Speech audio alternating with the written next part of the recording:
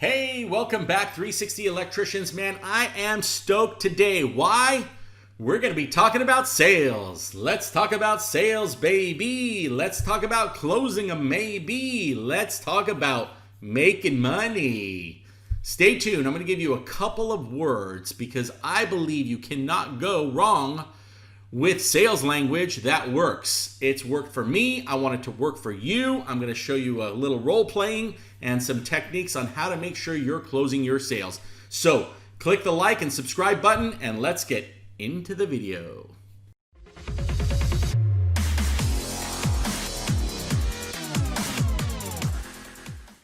Hey 360 Electricians, welcome back to the channel. Today I want to talk about can't lose sales language.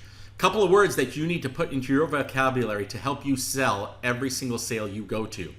I truly believe that using the right words in the right process will definitely increase your sales. I know it has for me, and I want to show you a couple of tips that I know will work for you.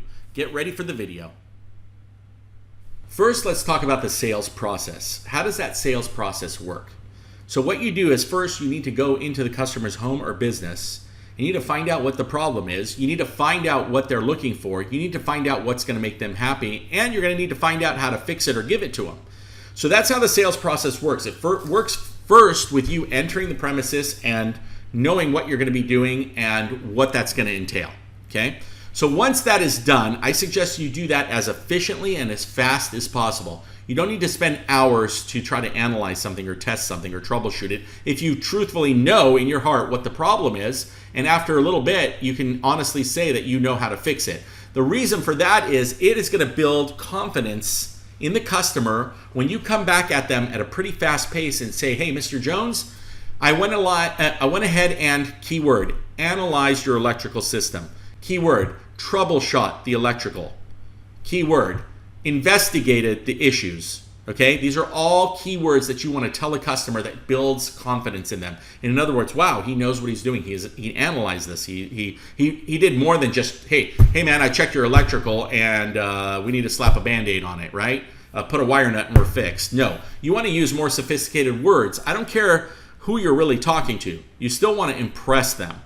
Now, if you're just talking to Billy Bob and Billy Bob just, has $20 in his name and you want to be a good citizen and you want to help this guy because nobody else can and he doesn't have power and his kids are without food because the refrigerator is going to rot, throw all this out the door, man. Morally, do what you need to do. Be a good person. Take care of people that need taken care of. I'm talking about your general sales, your people that you know got some money. They know they're going to have to put some money into it. You want to use these words. So you analyzed it, tested it, troubleshot the system, okay? Then you're going to say, to fix that, and you're going to give them a very clean description. We're going to need to come in here and we're going to need to turn your power off for about 2-3 hours. What we do is we carefully remove that panel box. We're going to disconnect each wire off of each breaker and we're going to label it for phase and amperage. And once we do that, we're going to insert a brand new 2020 electrical panel that's going to take care of your whole electrical system where you're not going to have burnt breakers anymore, and it's going to protect your wires a lot better than that old Zinsco from 1947. Okay, so you give them the whole spiel. Now comes the most important part. The most important part is closing. So once you tell them what the issues are, you tell them how you're going to fix it, now you're going to have to give them a very bad word, price. Okay? I don't ever want you to use the word price when you're selling or closing.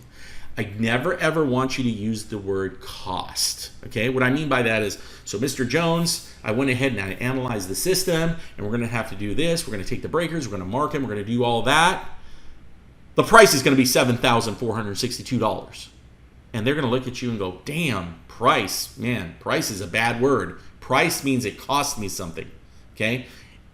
We did this. It's going to cost you $7,000. Cost. Oh man, cost. I don't like cost. Oh, is it in the budget? What am I going to do?